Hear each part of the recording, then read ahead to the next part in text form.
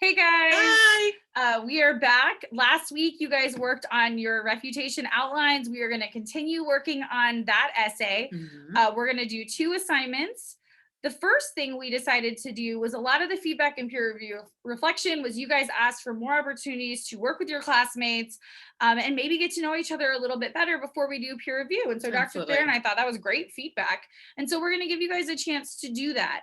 You're going to have a discussion board where you're going to review a sample refutation essay Mhm. together, and you're going to talk to each other on that discussion board, and then that group that you're working with will actually be the same group that you'll be using when we do our peer review. So hopefully that will make it a little bit easier for you guys. Right. And that it'll also give you a chance to get to know your partners well in advance, right? So I think that one of the things with the last peer review is some of you were kind of like, well, I don't know where my partner is. I don't know how to locate it. This will give a little bit more time for you to get comfortable in those groups. So let us know how it works. We're absolutely willing to, tweak some things as needed. But I think that this will be a good addition to not only getting with your groups, but also understanding the type of feedback, right? We Mhm. don't want to focus on grammar. We don't want to focus on the little things. We want to focus on, are they really refuting the article? Are they looking at the weaknesses? That's where we Mhm. want the focus to be. So on Thursday, you will review that assignment. There are specific instructions in there, but you're basically going to review a sample essay, provide feedback,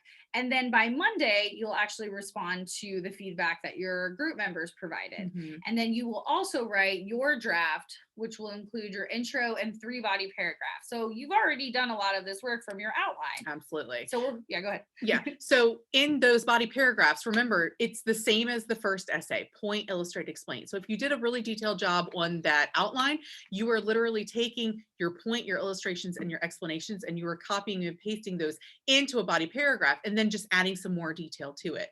So this easily gets turned into a well-developed paragraph, which we can see in just a second. When I move that out of your way. Yeah. So when we go into Oh, you the, want the paragraph. yeah, Okay, sorry. I thought you were going to read through this. There we go. tighten up, Miss Fletcher. So sorry, I can't read your mind. So, one of the things that we see here is how that point, illustrate, explain builds into a body paragraph. And it's a well developed one. So, we see here the point. Perhaps one of the most outrageous flaws one can find in Turkle's argument are her hasty generalizations. So, based on that point, we are going to be focused just on that logical fallacy of hasty generalizations. So it says she provides examples of how technology is used in ways that are detrimental to relationships, but she assumes every individual is guilty of such actions. She states, just to take some quick examples, people text or do email during corporate board meetings. They text and shop and go on Facebook during It's true. classes. I don't, Miss Fletcher does. Okay. During presentations, actually, blah, blah, blah. Actually, during all meetings, people talk to me about the important new skill of making eye contact while you're texting. Ha ha ha. People Really people good. explain to me that it's hard, but that it can be done. Woo, reading's hard, y'all.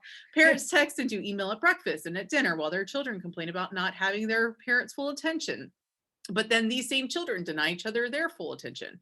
So we have the illustration there, right? So we're pulling examples from the text. And some of the feedback I know that I gave my class was to make sure you have multiple illustrations. And you can see this one includes a lot of examples in it. So this is an Yes. example where a student pulled one larger quote rather than a few smaller quotes. And that absolutely can be dispersed that way throughout your essay. Absolutely. You just want to make sure you have enough illustration to really show what you're talking about, but that it doesn't carry the weight of the full Mhm. paragraph. You really want to make sure you keep it balanced with your own writing. So now we move into the explanation part. Do many people pull out their smartphones at inopportune times? Of course, but many don't.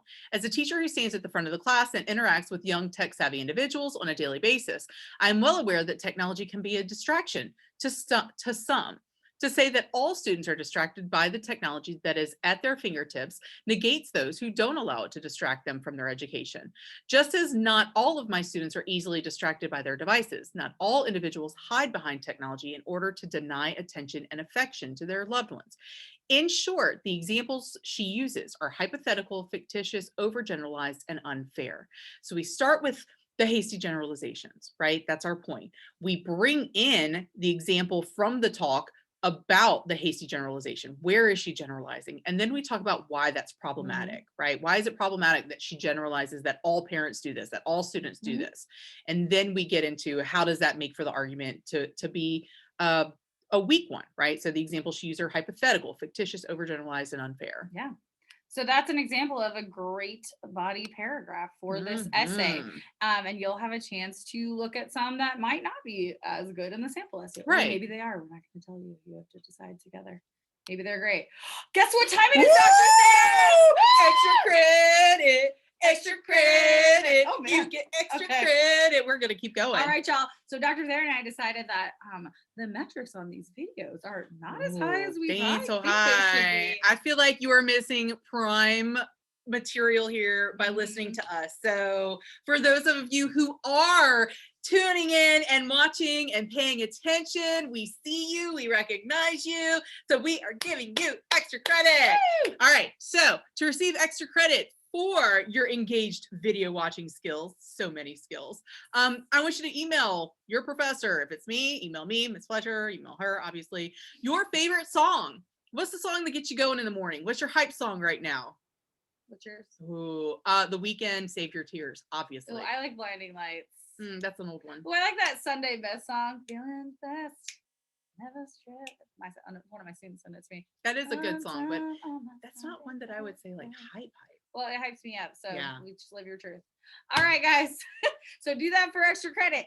Up next, just like we talked about at the beginning, Thursday, your discussion board assignment is due. Make sure you go through and read that assignment. There's a sample student essay for y'all to review.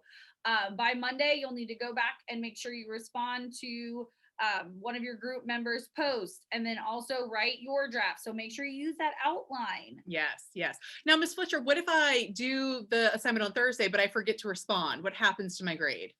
I'm going to get partial credit and then a little reminder in the comments that says to receive full credit, make sure you go back and respond to the discussion board posts. Absolutely. So make sure that you are doing both of those things to receive full points. You don't want to just do half of it because you'll just get a 5 out of 10. All right, guys.